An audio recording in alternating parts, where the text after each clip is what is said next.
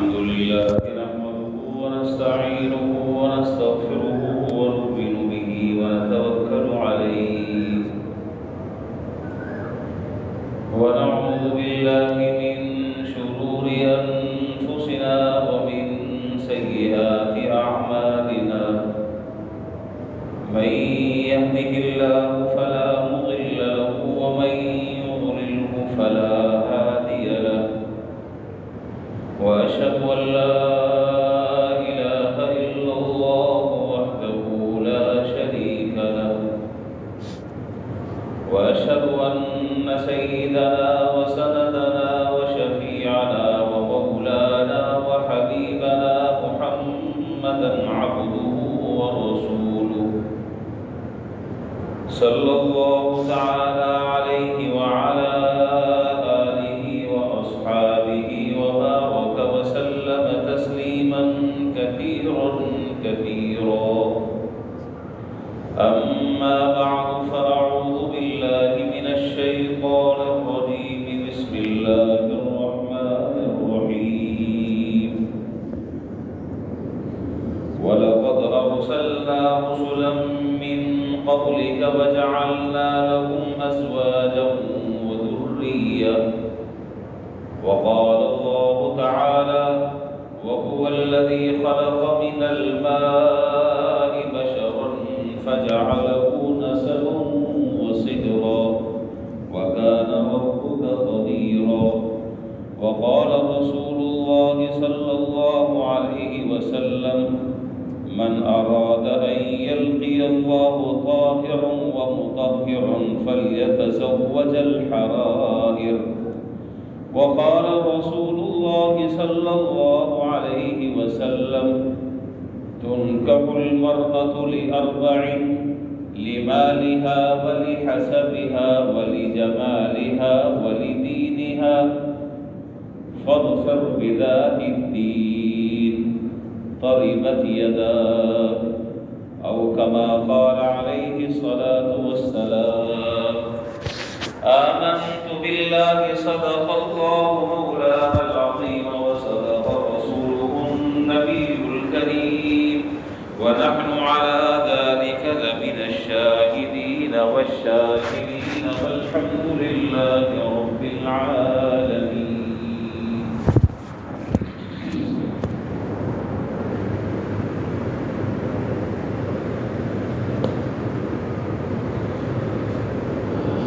بزرگان محترم و برادران عزیز،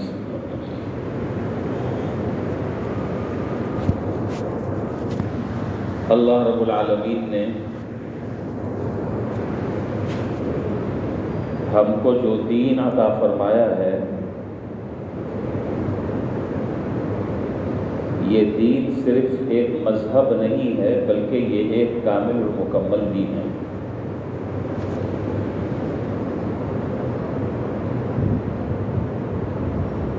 مذہب وہ کہلاتا ہے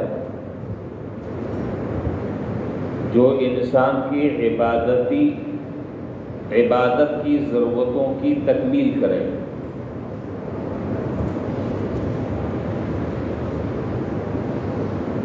اور اس کے جو مروجہ طریقے ہیں ان طریقوں کی تشریح کرے اور اس سے متعلق ہدایات دے۔ قرآن کریم میں اللہ تعالیٰ نے ہمارے لیے جو لفظ ذکر فرمایا ہے وہ لفظ مذہب کا ذکر نہیں فرمایا، دین کا ذکر فرمایا۔ ان الدین عند اللہ الاسلام،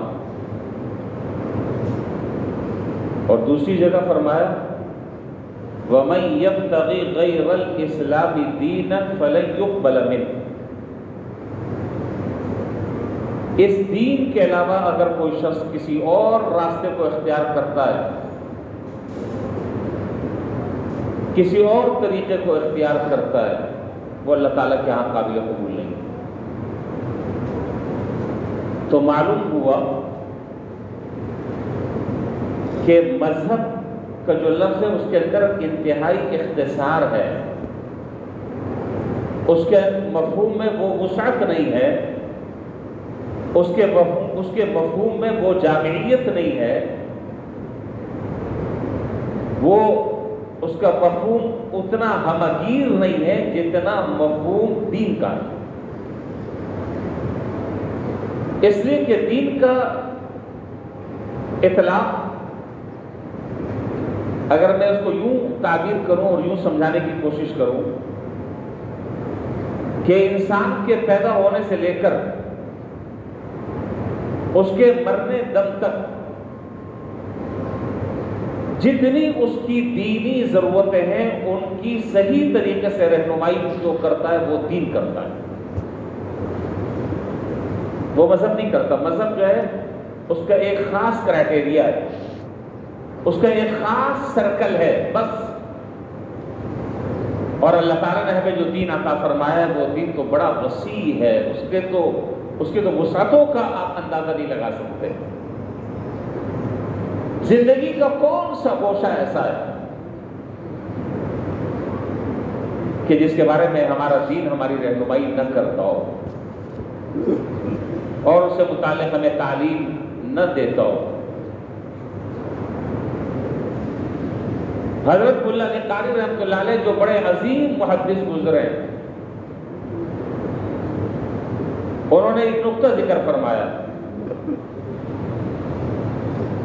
آپ کے لیے بھی وہ مفید ہوگا۔ فرمایا کہ دین کا لفظ یہ نکلا ہے دانا یدینو دینن، دانا یدینو دینن، اس کا معنی ہوتا ہے بدلہ ملنا، بدلہ دینا۔ تو اشارہ اللہ تعالیٰ اس بات کی طرف کر رہے ہیں، یہ اہم نقطہ ہے، اشارہ اللہ تعالیٰ اس بات کی طرف کر رہے ہیں کہ دیکھو جو بھی دین کے طریقے کو اختیار کرے گا اس کو ضرور بھی ضرور اللہ تعالیٰ دنیا میں بھی بدلہ دیں گے، آخرت میں بھی بدلہ دیں گے۔ چونکہ دین کا معنی ہی ہے بدلہ ملنا یا بدلہ دینا، تو جو بھی انسان اللہ تعالیٰ کے احکام کو پورا کرے گا اور دینی جو احکام اللہ تعالیٰ اسے عطا فرما رہے ہیں اس پر عمل کرے گا تو ضرور اس کا بدلہ اس کو ملے گا۔ ہماری گفتگو چل رہی تھی، پچھلے جمعے میں نے گفتگو شروع کی تھی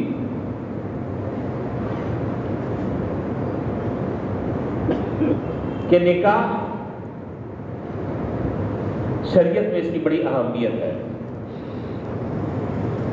اور قرآن کریم میں جناب نبی کریم صلی اللہ علیہ وسلم کی تعلیمات میں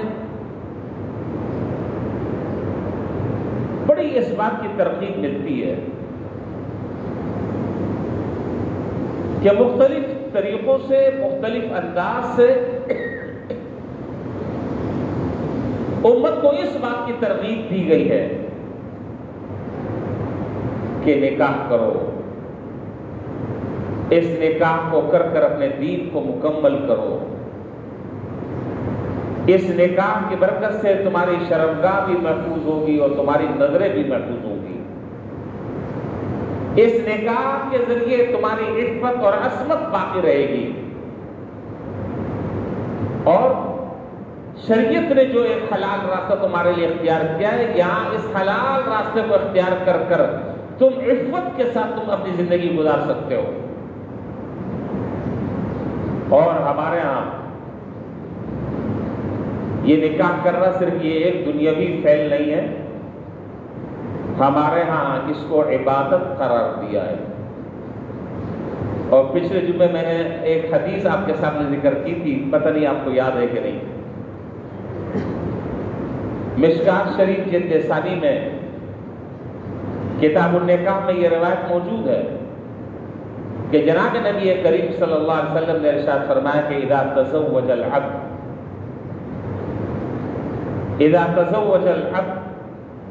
جب انسان شادی کر لیتا ہے، فقد استکمل نصف الدین، تو وہ آدھے دین کو مکمل کر لیتا ہے، فلیتق اللہ فی النصف الباقی، اب آدھا جو دین باقی رہ گیا اس کو تقوی کے ذریعے مکمل کر لے۔ تو آدھا دین مکمل ہو گیا، اور میں نے اس کی تشریح میں عرض کی تھی پچھلی دفعہ بات کہ انسان عام طور پر جو گناہ اس سے سرزد ہوتے ہیں وہ عام طور پر 2 چیزوں سے سرزد ہوتے ہیں، زبان سے، شرمگاہ سے۔ جب شرمگاہ کی حفاظت ہو گئی اور نکاح کر لیا اور اپنی جنسی شہوت اور خواہشات کی تکمیل کر لی اس طریقے سے جو طریقہ اللہ اور اس کے رسول نے منتخب فرمایا ہے، تو شرمگاہ کی تو حفاظت ہو گئی۔ اب رہ گیا باقی زبان کی حفاظت کرنا، تو اللہ تعالیٰ سے ڈرو، انشاءاللہ زبان بھی قابو میں کر لو گے، اور اللہ تعالیٰ اس آدھے دین کو بھی زبان پر قابو کرنے کی وجہ سے تمہیں تقوی اللہ تعالیٰ عطا فرمائیں گے۔ میں نے قرآن کریم کی ابھی 2 آیت ابھی خطبے میں میں نے پڑھی ہے، پہلے ان دونوں آیتوں کا ترجمہ سمجھ لیں، پھر اس کے بعد آگے 1-2 حدیثیں، پھر میں اپنی بات شروع کروں گا۔ سب سے پہلی آیت جو میں نے پڑھی، اس آیت میں اللہ تعالیٰ یہ ارشاد فرما رہے ہیں وَلَقَدْ أَرْسَلْنَا رُسُلًا مِّن قَبْلِكَ وَجَعَلْنَا لَهُمْ أَزْوَاجًا وَذُرِّيَّةً، یہ جو ہم تمہیں شادی کرنے کی ترغیب دے رہے ہیں اور شادی کرنے کا جو ہم تمہیں حکم دے رہے ہیں، فَانْكِحُوا مَا طَابَ لَكُمْ، سورہ نساء 4 پارہ، فَانْكِحُوا مَا طَابَ لَكُم مِّنَ النِّسَاءِ مَثْنَىٰ وَثُلَاثَ وَرُبَاعَ فَإِنْ خِفْتُمْ أَلَّا تَعْدِلُوا فَوَاحِدَةً أَوْ مَا مَلَكَتْ أَيْمَانُكُمْ ذَلِكَ أَدْنَىٰ أَلَّا تَعُولُوا۔ یہ جو ہم تمہیں نکاح کا حکم دے رہے ہیں، یہ کوئی نیا حکم تمہارے لیے نہیں ہے، یہ کسی نئی بات کو اختیار کرنے کا تمہیں حکم نہیں دیا جا رہا، بلکہ ہم نے جتنے رسول مبعوث کیے ہیں اس دنیا میں، وَجَعَلْنَا لَهُمْ أَزْوَاجًا وَذُرِّيَّةً، ہم نے ان کے لیے بیویاں مقرر کی ہیں اور ہم نے ان سے ان کے بچے پیدا کیے ہیں، انہیں ہم نے اولادیں عطا کی ہیں، انہیں اولادیں دی ہیں، انہیں بیویاں دی ہیں۔ تو معلوم یہ ہوا کہ یہ چیز وہ ہے کہ جو اللہ تعالیٰ کی نظروں میں محبوب ہے، پسندیدہ ایک عمل ہے۔ انسان اپنے ایمان کو اور اپنے تقوی کو محفوظ کر لیتا ہے اس شرعی نکاح کے ذریعے، اس کے اندر تدین پیدا ہو جاتا ہے، دینداری اس کے اندر آ جاتی ہے، اس کی آنکھوں میں شرم حیا اللہ تعالیٰ پیدا کر دیتے ہیں، جو نکاح کے ساتھ جڑ جاتا ہے اور نکاح کے ساتھ منسلک ہو جاتا ہے۔ دوسری آیت 19 پارے کی ہے سورہ فرقان، جو میں نے خطبے میں پڑھی، وَهُوَ الَّذِي خَلَقَ مِنَ الْمَاءِ بَشَرًا فَجَعَلَهُ نَسَبًا وَصِهْرًا وَكَانَ رَبُّكَ قَدِيرًا۔ اللہ تعالیٰ کی ذات وہ ذات ہے کہ جس نے پیدا کیا انسان کو پانی سے، پھر اس کے بعد اللہ تعالیٰ نے اس کے نسبی رشتے اور سسرالی رشتے اللہ تعالیٰ نے اس کے لیے مقرر کر دیے ہیں۔ اس لیے علماء نے لکھا کہ 3 رشتے ایسے ہیں کہ ان 3 رشتوں کی پاسداری اور ان 3 رشتوں کے حقوق انسان کے اوپر عائد اللہ تعالیٰ نے کیا اور اس کی پاسداری کرنا لازم اور ضروری قرار دیا۔ ننیالی رشتہ، ددیالی رشتہ، سہرا سسرالی رشتہ۔ ننیالی رشتہ، ددیالی رشتہ، سسرالی رشتہ، ان کے اللہ تعالیٰ نے بڑے حقوق بیان کیے ہیں اور ان کے حقوق کی ادائیگی نہ کرنے والا اللہ تعالیٰ کے ہاں مجرم تصور ہوگا، ان کی حق تلفی کرنے والا وہ اس کے نام اعمال میں گناہ لکھا جائے گا۔ اسی طرح قرآن کریم کی بے شمار آیتیں جن میں مختلف انداز سے اللہ تعالیٰ نے انسان کو نکاح کرنے کی ترغیب دی ہے۔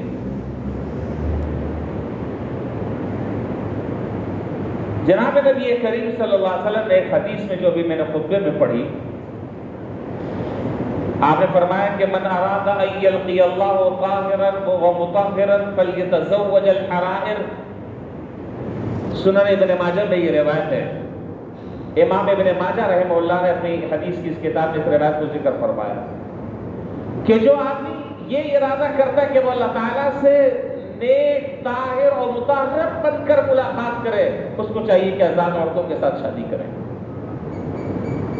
آزاد عورتوں سے شادی کرے۔ اور جناب نبی کریم صلی اللہ علیہ وسلم نے ارشاد فرمایا ایک حدیث میں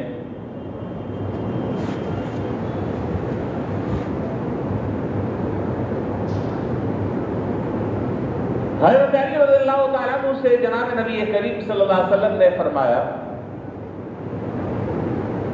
یا علی ثلاث لا تؤخر، اے علی دیکھو 3 چیزوں میں تاخیر نہ کرنا.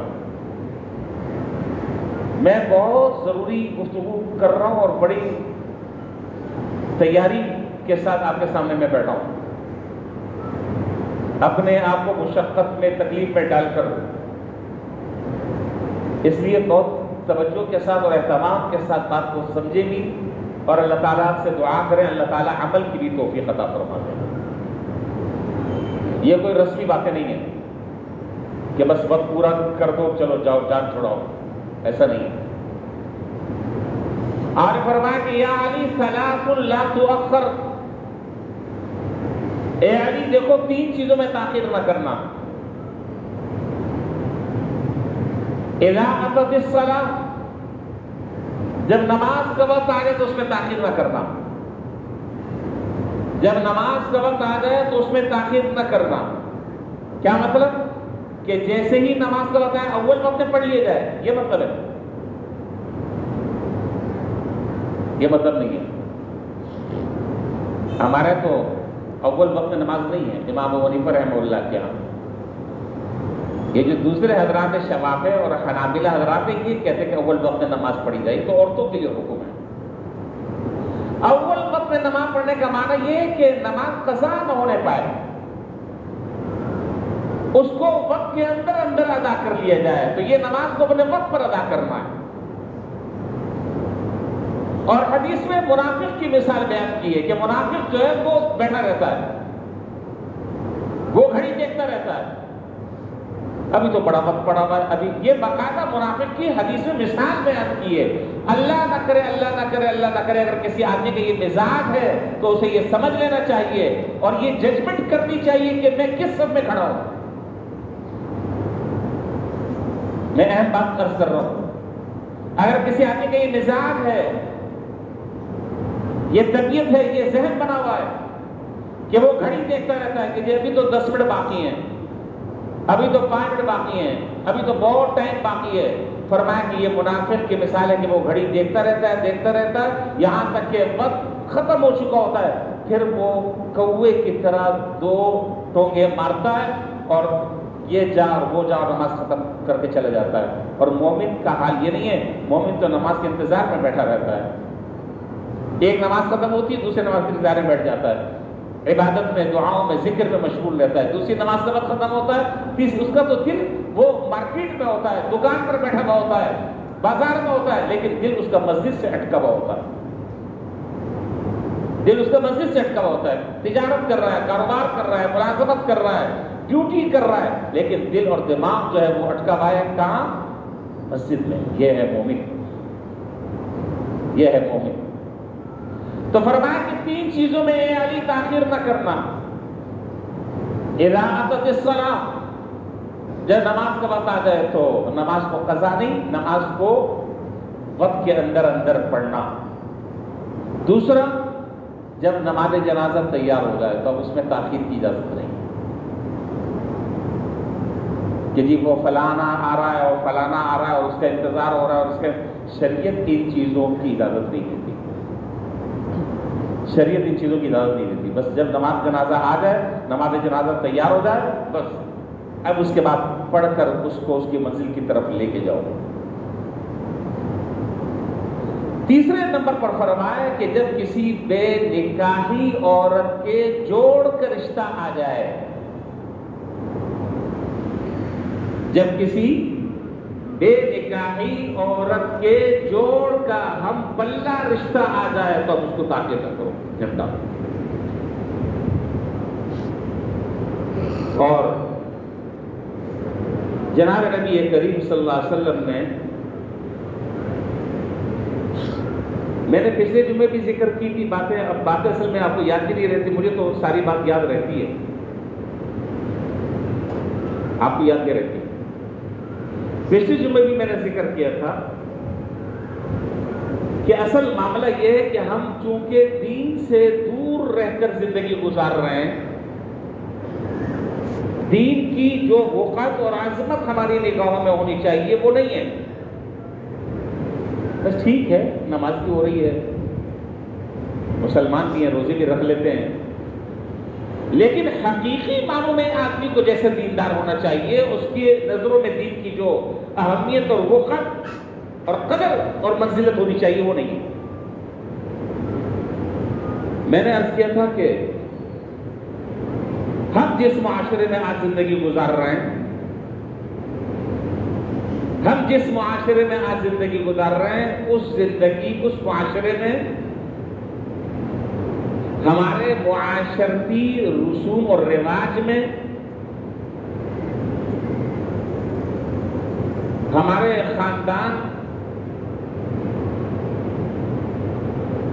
خاندانوں میں، ہمارے بڑوں نے جو چیزیں ہمارے لیے وہ جو چھوڑ کر گئے، اس میں میں بہت معذرت کے ساتھ جملہ کہہ رہا ہوں، اس میں شریعت کی پاسداری کا ہم نے لحاظ نہیں رکھا. ہم نے رسومات کو، رواج کو، اپنے خاندانی مزاج کو ہم نے ترجیح دی ہے. شریعت، اللہ، رسول، اس کے احکام، یہ سب ثانوی درجے میں. آج کا سب سے بڑا مسئلہ جو آج ہمارے معاشرے میں بے راہ روی پھیلی ہوئی ہے،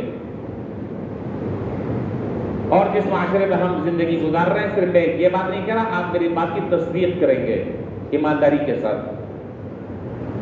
جس معاشرے میں ہم نے آنکھیں کھولی اور جس معاشرے میں ہم زندگی گزار رہے ہیں، اس معاشرے میں زنا کرنا آسان ہے اور نکاح کرنا مشکل. زنا کرنے کے لیے صرف چند پیسے چاہیے، تھوڑے سے. اور شریعت کی نگاہ سے اگر دیکھا جائے، قرآن اور حدیث کا اگر مطالعہ کیا جائے، تو یہ بات نظر آتی کہ شریعت میں جتنا نکاح آسان ہے اس سے زیادہ آسان کوئی چیز نہیں ہے. یہ اور وجہ ہے کہ ان خارجی معاملات کی وجہ سے اور ان خارجی امور کی وجہ سے ہم نے بہت ساری چیزوں کو نکاح کا لازمی حصہ قرار دے دیا ہے، جس کا نکاح سے دور دور کا کوئی تعلق نہیں. میں نے اس کو ضروری قرار دے دیا ہے. اگر میں نے یہ کام نہیں کیے تو کیا ہوگا؟ میری ناک کٹ جائے گی، میری جو موچھیں ہیں جو میں تاؤ دے، میری تو ہے ہی نہیں موچھیں، میری جو موچھیں جس کو میں تاؤ دے رہا ہوں اور تاؤ دے کر میں اس کا بھرم رکھتا ہوں سماج میں اور معاشرے میں، تو لوگ کہیں گے کہ یہ تو عجیب آدمی ہے، ایسا لگ رہا ہے کہ شادی کی ہے، یہ پتہ نہیں اس کے گھر کوئی میت ہو گئی ہے. تو بھائی اسی وجہ سے پھر اس کے نتائج بھی معاشرے میں ویسے ہی نظر آ رہے ہیں.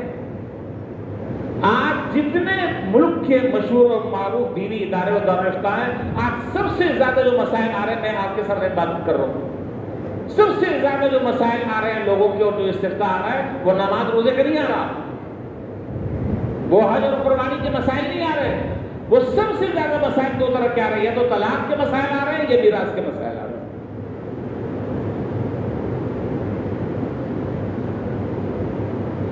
یہ دو طرح کے مسائل، یہ اسی کا نتیجہ ہے. جب ہم اللہ رب العالمین کے مقرر کردہ احکام اور تعلیمات سے روگردانی کر کر جب زندگی گزاریں گے، تو پھر ظاہر ہے کہ ہم جو کریں گے اس کا خمیازہ ہمیں بھگتنا پڑے گا. یہ ہو نہیں سکتا. اور جب آدمی یہ بات ٹھان لے اور جب یہ آدمی طے کر لے کہ نہیں، کچھ بھی ہو جائے، دنیا زیر و زبر ہو جائے، مجھے تو اللہ اور اس کے رسول کے حکم سے نہیں ہٹنا ہے، میں تو شریعت کے مطابق کام کروں گا. اللہ اور اس کے رسول نے جیسے میرے یہ حکم دیا ہے، چاہے کوئی راضی ہوتا ہے راضی ہو جائے، کوئی ناراض ہوتا ہے ناراض ہو جائے، کوئی سوشل بائیکاٹ کرتا ہے بائیکاٹ کر لے، مجھے میری صحت پہ کوئی اثر نہیں پڑتا.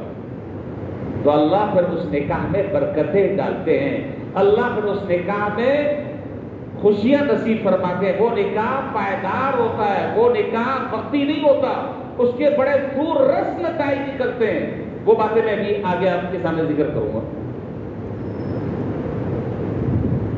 تو ایک سب سے بڑا مسئلہ ہمارے یہاں جو ہے وہ یہ ہے، جب آپ کسی کو متوجہ کریں اور ان سے کہیں کہ بھائی لڑکا ماشاءاللہ بڑا ہو گیا ہے، سمجھدار ہو گیا ہے، عاقل بالغ ہو گیا ہے، لڑکی جوان ہو گئی ہے، گھر پر بیٹھی ہے بیچاری، بھائی اس کا نکاح کر دو. تو ایک جملہ آپ نے سنا ہوگا کہ جی جب تک کہ یہ سیٹ نہیں اپنے پاؤں پر نہ کھڑا ہو جائے، پاؤں میں تو کھڑا ہوا سیٹ نہ ہو جائے. اور وہ سیٹ ہونے کا ایک خاص معیار اور پیمانہ ہے. اس معیار اور پیمانے تک پہنچنے میں بسا اوقات آدمی کے بال سفید ہو جاتے ہیں. اسٹینڈرڈ، اور اسٹینڈرڈ بھی معمولی اسٹینڈرڈ نہیں، ہائی اسٹینڈرڈ. آدمی جس عمر میں نانا دادا بنتا ہے، اب اس بیچارے کی شادی ہو رہی ہے، پتہ نہیں زندگی بھی باقی کتنی رہ گئی ہے، سیٹ نہیں ہو رہا. حضور صلی اللہ علیہ وسلم کیا کہہ رہے ہیں؟ مجھے اور آپ کو تو حضور کی بات پر یقین ہے کہ نہیں ہے؟ یہ سارے نہیں بول رہے، اس پیچھے والوں کا نہیں ہے میرا خیال. بابا سب کا ہے، ہم مسلمان ہیں. ایز اے مسلم ہمارا یہ ایمان اور یقین ہے کہ خالق کائنات اور خالق ارض سماوات جو بات ارشاد فرما رہے ہیں وہ بات حق اور سچ ہے. وما ينطق عن الهوى ان هو الا وحی یوحى. آپ جو بات کہہ رہے ہیں وہ وحی ہوا کرتی ہے، اور وحی غلط نہیں ہوتی. یہ وحی میں غلطی کا امکان ہوتا ہے؟ نہیں ہوتا. وحی میں غلطی کا امکان نہیں ہوتا. کیا فرمایا؟ عجیب حدیث ہے. ہم لوگ تو اصل میں یہ چیزیں پڑھتے پڑھاتے نہیں ہیں، بتاتے بھی نہیں ہیں، اور اگر پتہ بھی چل جائے تو پھر ہمت نہیں کرتے. تو پھر وہ مرد کیا ہے جو ہمت نہ کرے؟ جب وقت آئے ہمت کریں، ان باتوں پر یقین کریں. یقین کریں کہ اس کے برکات، اس کے ثمرات، اس کے فوائد، اس کے نتائج اللہ تعالیٰ ہمیں زندگی میں آنکھوں سے مشاہدہ کرائیں گے انشاءاللہ. دیکھیے حدیث کیا ہے. جناب نبی کریم صلی اللہ علیہ وسلم نے حدیث میں ارشاد فرمایا ثلاثۃ حق علی اللہ عونہم، ثلاثۃ حق علی اللہ عونہم. فرمایا کہ 3 آدمی ایسے ہیں کہ اللہ نے ان کی مدد کرنا اپنے ذمے حق سمجھ لیا.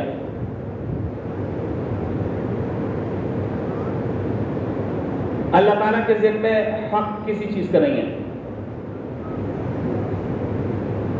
بات سمجھ رہے ہیں؟ حدیث میں ثلاثۃ حق علی اللہ عونہم، 3 آدمی ایسے ہیں کہ جن کی مدد کرنا اللہ نے اپنے ذمے لے لیا ہے. علماء لکھتے ہیں، محدثین لکھتے ہیں، حقیقت کی طرف جن کی نگاہیں جاتی ہیں وہ لکھتے ہیں کہ اللہ کے ذمے کسی چیز کا کوئی حق نہیں ہے. یہ بات تفضلاً اللہ تعالیٰ ارشاد فرما رہے ہیں. یہ بات اللہ تعالیٰ تفضلاً ارشاد فرما رہے ہیں. 2 طرح کا نظام اللہ تعالیٰ کے یہاں چلتا ہے. ایک چلتا ہے اللہ تعالیٰ کے یہاں نظام عدل. میری بات غور سے سمجھیے گا، اہم بات کر رہا ہوں. اللہ تعالیٰ کے یہاں ایک چلتا ہے نظام عدل، اور ایک چلتا ہے نظام فضل. اور نظام فضل ہمیشہ اللہ تعالیٰ کے ہاں راجح اور غالب ہوتا ہے نظام عدل پر. اور اس کو اگر میں اور آسان لفظوں میں اگر آپ کو میں سمجھاؤں تو میں یوں کہہ سکتا ہوں کہ نظام عدل چلتا ہے غیروں میں اور نظام فضل چلتا ہے اپنوں میں. اور میں آسان کر کر آپ کو اور بات سمجھاؤں کہ دیکھیں جو اپنوں کے ساتھ معاملات ہوتے ہیں اس میں تعلق اور ضابطے نہیں چلتے، اس میں رابطے کی بڑی اہمیت ہوتی ہے. اور جو اجنبیوں کے ساتھ معاملات ہوتے ہیں اس میں ضابطے اور قانون کے شکنجے میں آدمی کسا جاتا ہے. میری بات سمجھ میں آ گئی؟ تو اللہ تعالیٰ یہ بات جو ارشاد فرما رہے ہیں کہ ثلاثۃ حق علی اللہ عونہم، 3 آدمی ایسے ہیں کہ جن کی مدد کرنا اللہ نے اپنے ذمے لے لیا ہے. تو میں نے کیا عرض کیا کہ اللہ نے جو اپنے ذمے لیا ہے، اس ذمے سے مراد تفضلاً، احساناً، تبرعاً. اللہ تعالیٰ کے ذمے کسی کوئی چیز واجب نہیں ہے.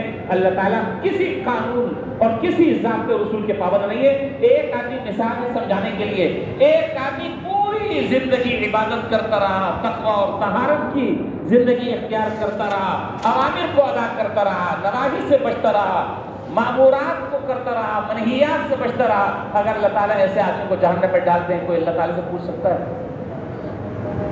بتا نہیں رہے۔ میری آنکھ کا مسئلہ ہے، میرے ساتھ تھوڑا سا تعاون کریں۔ سر ہلا دیں گے تو میں سمجھوں گا میں دیکھ نہیں پا رہا ہوں، بس یہ 2-3 صفحے مجھے نظر آ رہی ہیں، تو سر ہلائیں گے تو ذرا مجھے پتہ چلے گا کہ میں زندہ اور جاوید لوگوں سے اور بیدار مغز لوگوں سے میں گفتگو کر رہا ہوں۔ تو اللہ تعالیٰ کے ذمہ نہیں، اللہ تعالیٰ جو جس کے ساتھ چاہے کرے، اللہ تعالیٰ کسی ضابطے اور قانون کے دائرے میں نہیں آتے۔ ہم اور آپ جو ہیں وہ قانون اور ضابطوں کے پابند ہیں۔ لا يسأل عما يفعل وهم يسألون، وہ جو چاہے کرے اس سے کوئی نہیں پوچھ سکتا، ہاں تم سے پوچھ جائے گا۔ خیر، تو میں حدیث کوٹ کر رہا تھا، حدیث ذکر کر رہا تھا کہ 3 آدمی ایسے ہیں،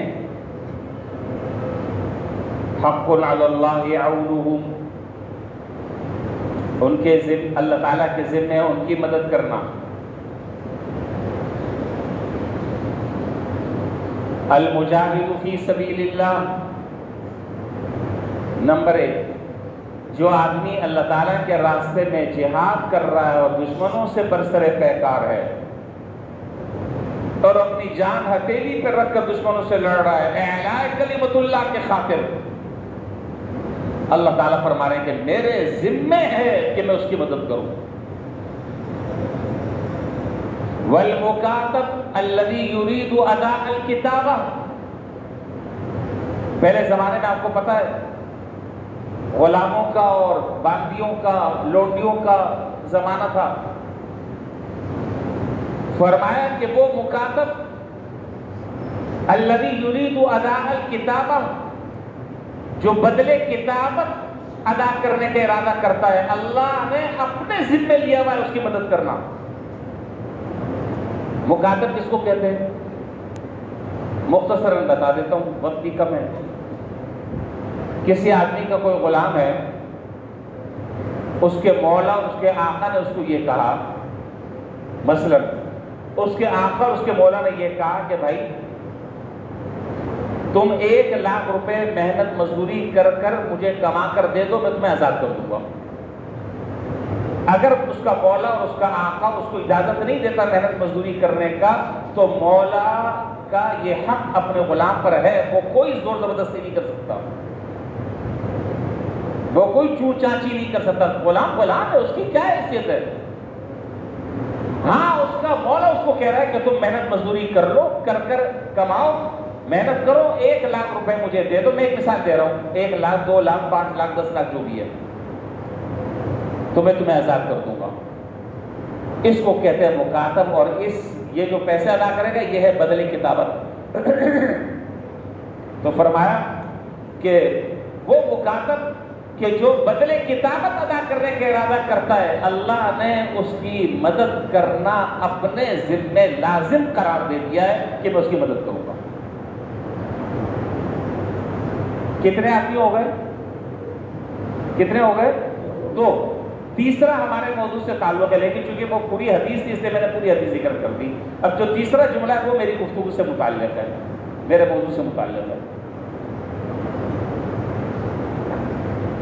اور یہ جو تیسرا جملہ ہے یہ ان نوجوانوں کے لیے ہے، اور ان نوجوانوں کے اباؤں کے لیے ہے، پاپاؤں کے لیے ہے، جو یہ کہتے ہیں کہ جی بچہ جب کماؤ پوت ہو جائے گا، اور جب بچہ کمانے کے قابل ہو جائے گا، ابھی تو کچھ کما ہی نہیں رہا، ابھی تو وہی ہمارے گلے پڑا ہوا ہے، ابھی تو ہم اپنا خرچہ پورا نہیں کر رہے، کل اس کی بیوی آ گئی، پرسوں اس کے بچے ہو گئے، تو پھر یہ 1 لاکھ اتنا ہی سلسلہ شروع ہو جائے گا۔ جناب نبی کریم صلی اللہ علیہ وسلم نے کیا ارشاد فرمایا، قربان جائیں، یہ حضور صلی اللہ علیہ وسلم کا وہ دسترخوان ہے کہ اس سے موتیت چن لیں اور چن کر زندگی کو خوش عیشی کے ساتھ گزاریں۔ فرمایا تیسرا جملہ، الناکح الذی یرید العفاف،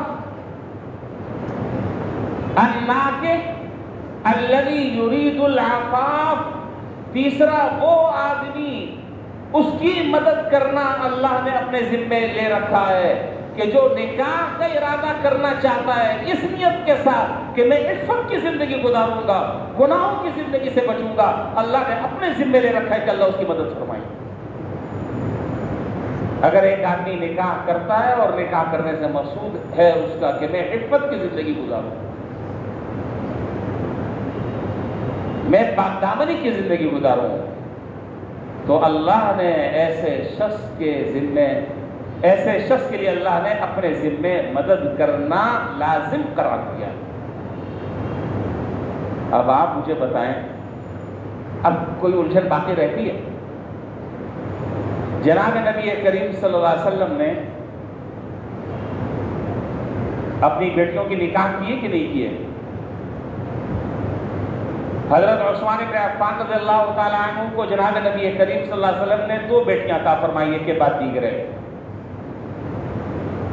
ٹھیک۔ حضرت علی رضی اللہ تعالیٰ عنہ کا نکاح حضرت فاطمہ رضی اللہ تعالیٰ عنہ سے ہوا۔ ہم اس نکاح کے معاملے میں، اس شادی بیاہ کے معاملے میں ہم کیوں ان تعلیمات کو نظر انداز کر دیتے ہیں اور کیوں ہم ان سے نظریں چھپاتے ہیں؟ کیوں ہم اپنے رسوم اور رواج کو اپنے ذہن و دماغ پر سوار کر لیتے ہیں کہ اگر ہم نے اس طریقے سے نہیں کیا تو ہماری شادی نہیں ہوگی؟ دیکھیے حضرت علی رضی اللہ تعالیٰ عنہ کا نکاح حضرت فاطمہ رضی اللہ تعالیٰ عنہ سے ہوا، اور کیا جہیز میں ملا ہے؟ وہ چند چیزیں ملی ہیں، وہ آپ جانتے ہیں، مجھ سے زیادہ آپ بہتر جانتے ہیں۔ اب جب نکاح ہو رہا ہے، مورخین نے، محدثین نے لکھا ہے کہ جب حضرت علی رضی اللہ تعالیٰ عنہ کا نکاح ہو رہا ہے تو حضرت علی رضی اللہ تعالیٰ عنہ بازار جا رہے ہیں اپنی زرع بیچنے، بازار جا رہے ہیں اپنی زرع بیچنے کہ میں یہ زرع بیچوں گا تو بیچ کر کچھ پیسے ملیں گے، اس سے شادی وغیرہ اور دیگر جو خرچے ہیں وہ میں پورے کر لوں گا۔ تو جیسے ہی بازار جاتے ہیں حضرات صحابہ ان کو ملتے ہیں، اور اس میں حضرت عثمان بن عفان رضی اللہ تعالیٰ عنہ بھی ہوتے ہیں۔ پوچھتے ہیں کہ علی کہاں جا رہے ہو؟ فرمایا کہ میری شادی ہو رہی ہے، میں اپنی زرع بیچنے جا رہا ہوں۔ حضرت عثمان رضی اللہ تعالیٰ فرماتے ہیں کہ علی نکاح آپ کریں، خرچہ عثمان اٹھائے گا سارا، آپ کیوں ٹینشن لیتے ہیں؟ آپ مجھے بتائیں کہ جناب نبی کریم صلی اللہ علیہ وسلم اپنے اس لخت جگر کا نکاح کر رہے ہیں، حضرت علی رضی اللہ تعالیٰ عنہ سے کیا مکے میں اور مدینے میں مالدار لوگوں کی کمی تھی؟ قحط تھا، بڑے بڑے لوگ موجود نہیں تھے، لیکن حضور صلی اللہ علیہ وسلم ہاتھ میں کس کے دے رہے ہیں؟ حضرت علی رضی اللہ تعالیٰ عنہ کی، جن کی مالی پوزیشن یہ ہے۔ اور پھر حضرت فاطمہ رضی اللہ تعالیٰ عنہ کو اللہ تعالیٰ نے لقب اور اعزاز کیا دیا؟ فاطمۃ سیدۃ اہل الجنہ، یہ فاطمہ جو ہے وہ جنت میں عورتوں کی سردار ہیں۔ تو فرمایا کہ علی نے کہا آپ کریں اور خرچے کی ٹینشن نہ لیں، خرچہ کون اٹھائے گا؟ عثمان، خرچہ جو ہے وہ عثمان اٹھائے گا، آپ نکاح کریں۔ حدیث میں جناب نبی کریم صلی اللہ علیہ وسلم نے، بس وقت بھی ہو گیا ہے،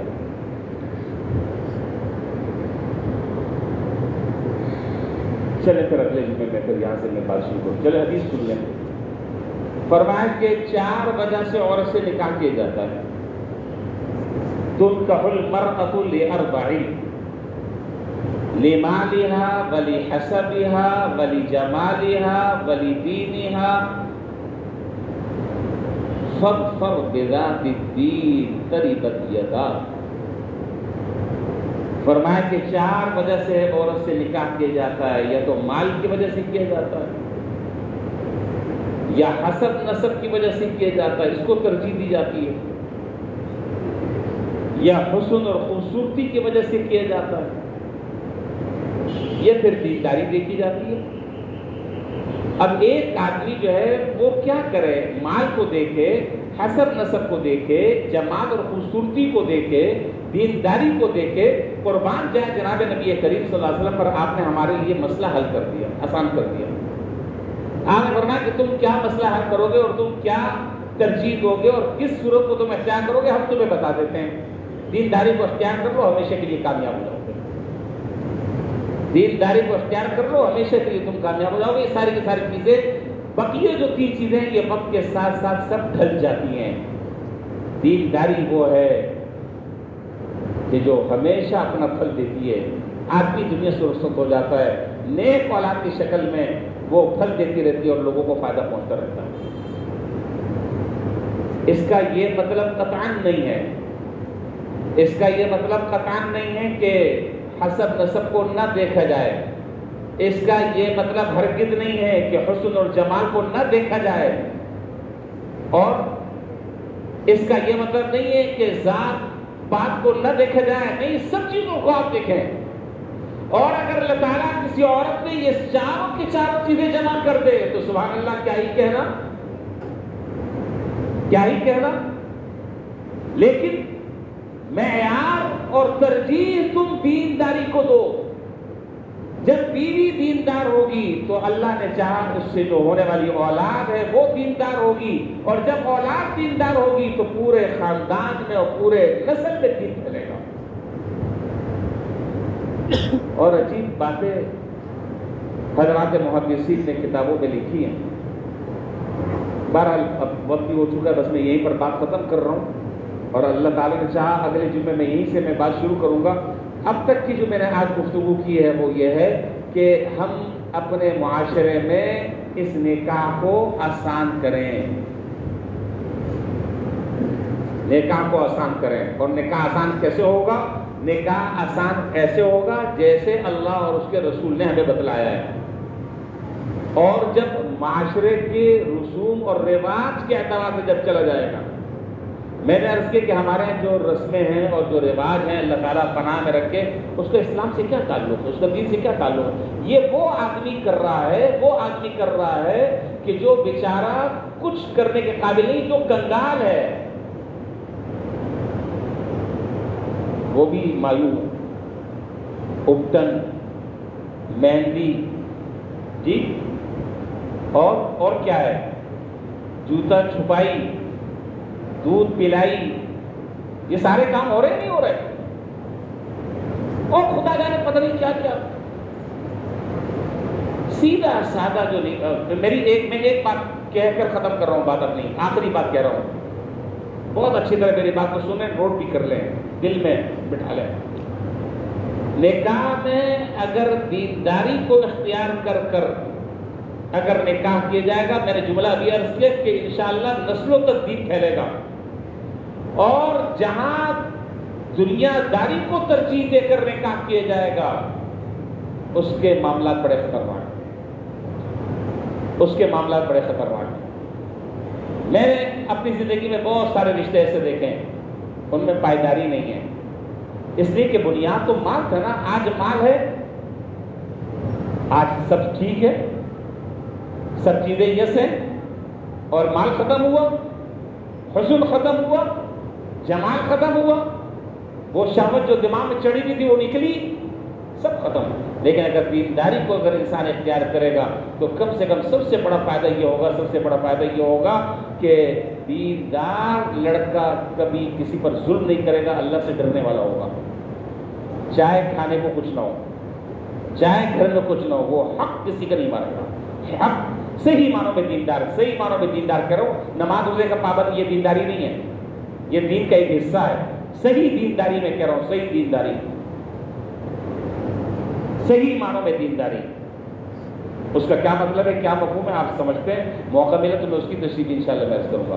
اللہ تبارک و تعالی ہمیں اس نکاح کو معاشرے میں عام کرنے کی توفیق دے، اور اس سنت کو جناب نبی کریم صلی اللہ علیہ وسلم کی اس طریقے سے اختیار کرنے کی اور اپنانے کی توفیق دے جس پر اللہ تعالیٰ نے انعام کا اور فضل کا وعدہ فرمایا ہے، اور ہر طرح کے رسومات سے اور رواجوں سے اللہ تعالیٰ ہماری اور ہمارے معاشرے کی حفاظت فرمائے۔ وآخر دعوانا الحمدللہ رب العالمین۔